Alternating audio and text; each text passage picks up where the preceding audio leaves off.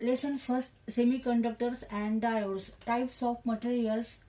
There are three types of materials: conductor, semiconductor, insulator.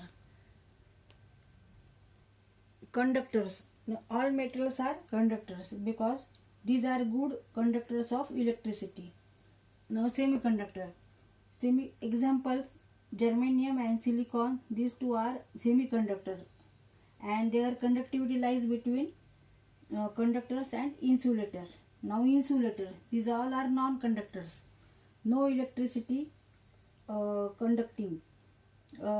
For example, plastic, rubber, wood and cotton. तर इथे conductor सगळे जे metal आहेत, उदाहरणार्थ कॉपर, ॲल्युमिनियम, गोल्ड आणि सिल्वर, हे सगळे काय आहेत? कंडक्टर आहेत. आणि सेमी कंडक्टरचे एक्झाम्पल्स काय आहेत? सिलिकॉन आणि जर्मेनियम. आणि इन्सुलेटरचे एक्झाम्पल्स आहेत प्लास्टिक, रबर, वूड, कॉटन. तर प्लास्टिक, वूड, रबर, कॉटन ह्याच्यामधून इलेक्ट्रिसिटी फ्लो होत नाही. कंडक्टरमधून मात्र इलेक्ट्रिसिटी सहज फ्लो होते. आणि सेमी कंडक्टरमध्ये सुद्धा फ्लो होते, पण at zero temperature semiconductor behave as insulator. But when temperature increases, the conductivity increases. Conductors. Now these are good conductors of electricity. म्हणजे कंडक्टर मधून इलेक्ट्रिसिटी ही सहज वाहते. Now semiconductor. Conductivity lies in between conductors and insulator. Now insulator. These are bad conductors of electricity. ह्या material मधून electricity ही वाहत नाही. आता इथले एक्झाम्पल बघू आपण. कंडक्टरचे एक्झाम्पल काय आहेत? कॉपर, ॲल्युमिनियम, गोल्ड आणि सिल्वर. हे कशाचे एक्झाम्पल्स आहेत? कंडक्टरचे. म्हणजे ह्यांच्यामधून इलेक्ट्रिसिटी ही सहज फ्लो होते, वाहते. द सेमी कंडक्टरचे एक्झाम्पल्स काय आहे? जर्मेनियम आणि silicon. These two are semi conductor because conductivity lies in between conductor and insulator. Therefore these two materials are semiconductor. आणि इन्सुलेटरचे कोणते एक्झाम्पल्स आहेत? Plastic, wood, rubber, cotton. हे इन्सुलेटर आहेत. ह्यांच्यामधून इलेक्ट्रिसिटी वाहत नाही. ह्यांच्यामधून सहज इलेक्ट्रिसिटी वाहते.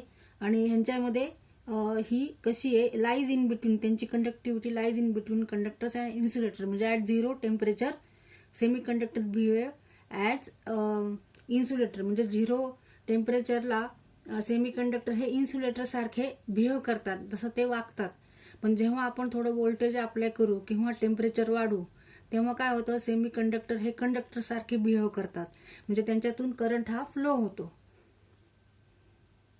Now semiconductor behaves at absolute zero temperature as insulator. Behave as insulator, but as temperature increases the conductivity increases. Now copper, aluminum, gold, silver, these all are conductor where their atomic structure contains large number of free electrons. तर conductor मध्ये काय असतं? तर large number of free electrons असतात. ह्या copper, aluminium, gold आणि silver यांचं जे ॲटॉमिक स्ट्रक्चर आहे त्याच्यामध्ये फ्री इलेक्ट्रॉन्स हे जास्त असतात. आणि and there is no any energy gap between valence band and conduction band. आता तेच मात्र इन्सुलेटर जे आहेत त्यांचं जे ॲटॉमिक स्ट्रक्चर आहे त्याच्यामध्ये अजिबातच फ्री इलेक्ट्रॉन्स नसतात. Free electrons are absent in insulators and there is a large energy gap between conduction band and valence band. Means that all electrons of such a materials are tightly bounded by their nucleus and no free electrons is available for carrying the current in insulator.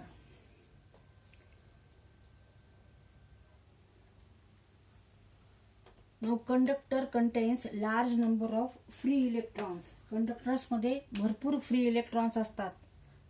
त्यामुळे काय होतं की तो conduct करतो, तो electricity ही सहज conduct करतो.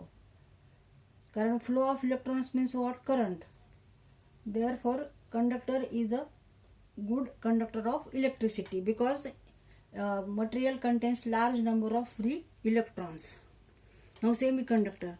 Now semiconductor acts as insulator at absolute zero temperature. Zero टेम्परेचरला सेमीकंडक्टर कसा आहे? इन्सुलेटर आहे. पण जसं आपण टेम्परेचर वाढू तसं काय होणार आहे? Electrons become free. Temperature increases, electron becomes free. and now it act as conductor. आणि insulator now insulators are bad conductors and in which there is a absent free electrons are absent, free electrons नसतातच त्याच्यामध्ये. आणि तसंच अजून काय आहे तर conductor मध्ये जो there is no energy gap काहीच नाहीये. व्हायलेन्स बँड आणि कंडक्शन बँड मध्ये एनर्जी गॅप काही नाही, पण इन्सुलेटर मध्ये काय आहे, लार्ज एनर्जी गॅप आहे between valence band and conduction band. म्हणजे कंडक्टर मध्ये एनर्जी गॅप आहे का तर नाहीये, नो एनी एनर्जी गॅप. म्हणजे जेव्हा आपण व्होल्टेज देऊ, as soon as voltage is applied electrons move through conductor. म्हणजे आपण व्होल्टेज अप्लाय दिला की लगेच इलेक्ट्रॉन हे मूव्ह व्हायला लागतात, म्हणजे सरकायला लागतात पुढे, आणि म्हणजेच इलेक्ट्रिसिटी ही व्हायला लागते, फ्लो व्हायला लागते. Now this energy gap is also called as forbidden gap.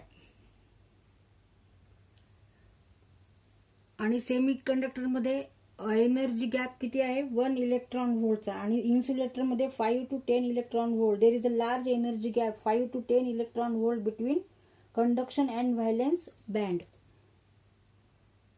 आता आपल्याला काय काय समजलं की मटेरियलचे किती प्रकार आहेत, 3 प्रकार आहेत, conductor, semi conductor, insulator. Conductor म्हणजे जे मेटल्स आहेत, सिल्वर, कॉपर, गोल्ड, ॲल्युमिनियम, हे सगळे काय आहेत, कंडक्टर्स आहेत, हे मेटल्स आहेत, आणि ह्यांच्यामधून करंट हा सहज फ्लो होतो. म्हणजे these materials are good conductors of electricity. आणि एक्झाम्पल कोणते आहे तर कॉपर, ॲल्युमिनियम, गोल्ड, सिल्वर हे सगळे काय आहेत, कंडक्टर्स आहेत. आणि अजून कंडक्टरचं काय वैशिष्ट्य की ह्याच्यामध्ये भरपूर फ्री इलेक्ट्रॉन्स असतात, आणि ह्यांच्यामध्ये जो energy gap between valence band आणि कंडक्शन बँड मध्ये काहीच नसतो. No energy gap between valence band and conduction band. As soon as voltage is applied electrons move through conductor. आता सेमी कंडक्टर असं आहे का तर सेमी कंडक्टर असं नाहीये. सेमी कंडक्टर हा इन्सुलेटर आहे. कधी, जेव्हा at zero temperature, absolute zero टेम्परेचरला semiconductor behave as insulator. म्हणजे त्याच्यातून तेव्हा इलेक्ट्रिसिटी वाहत नाही, करंट वाहत नाही, फ्री इलेक्ट्रॉन होत नाहीत. मग केव्हा होतात, जेव्हा आपण टेम्परेचर वाढवू तेव्हा सेमी कंडक्टरमध्ये काय होतात, फ्री इलेक्ट्रॉन्स हे अवेलेबल होतात. म्हणजे सेमी कंडक्टरमध्ये काय आहे, as temperature increases electrons become free, their conductivity increases with temperature. Now this behaviour is also called as NTC, म्हणजे negative temperature coefficient of resistance. नंतर आहे ह्याचे एक्झाम्पल्स आहेत सिलिकॉन आणि germanium. This two are semi conductor. Now third is insulator material. Insulator material कोणते materials आहेत तर rubber, plastic, wood म्हणजे लाकूड, आणि नंतर एअर पण इन्सुलेटर मध्येच आहे. तर मायका हे सुद्धा इन्सुलेटर आहे. तर ह्यांच्यामध्ये काय आहे, तिकडे काही सुद्धा फ्री इलेक्ट्रॉन्स नाही आहेत.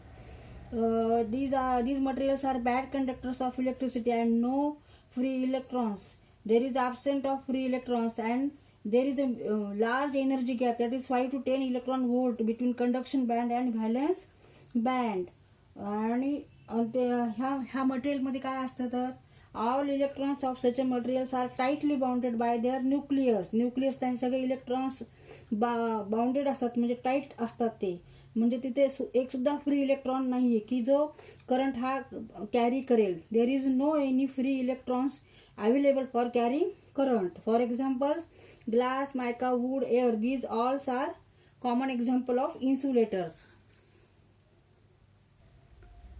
Energy band diagrams of conductors, semiconductors and insulator. आता इथे आपण ह्या डायग्राम ज्या काढल्यात त्या कशाच्या आहेत, एनर्जी बँड डायग्राम म्हणायचं त्याला. त्याच्यामध्ये इथे व्हॅलेन्स बँड आहे आणि इथे कंडक्शन बँड आहे.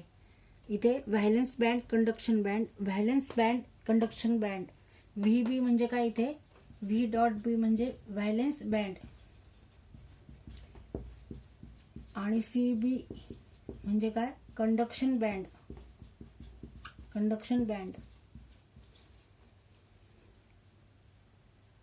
त्या डायग्रामचं तुम्ही ऑब्झर्वेशन करा. इथे काय, हा गॅप किती आहे, 0 आहे, 0 आहे. एनर्जी गॅप किती आहे, 0 आहे. आणि ह्या गॅपला पण काय म्हणतात, ते फॉरबिडन एनर्जी गॅप इज 0. इथे बघा एनर्जी गॅप किती आहे, 1 इलेक्ट्रॉन व्होल्ट, आणि इथे इन्सुलेटरमध्ये एनर्जी गॅप आहे 5 to 10 इलेक्ट्रॉन व्होल्ट्स. म्हणजे कंडक्टरला आपण थोडं जरी व्होल्टेज दिलं, small applied voltage is also enough to conduct free electrons. म्हणजे व्हायलेन्स बँडमध्ये काय असतात, इलेक्ट्रॉन्स असतात. त्या इलेक्ट्रॉन्सला आपण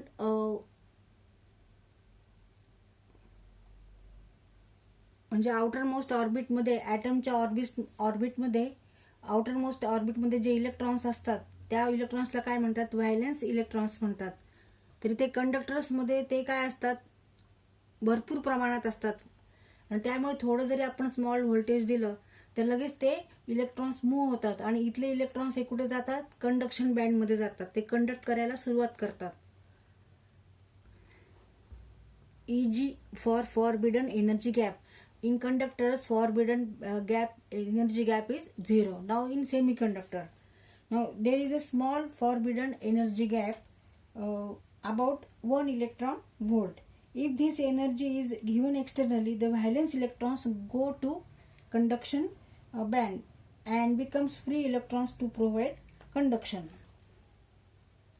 Now in insulator, forbidden energy gap is about 6 volt, that is nearly equal to 6 or greater than 6 volt, 5 to 10 electron volt, and large amount of energy such a large amount of energy cannot be supplied externally.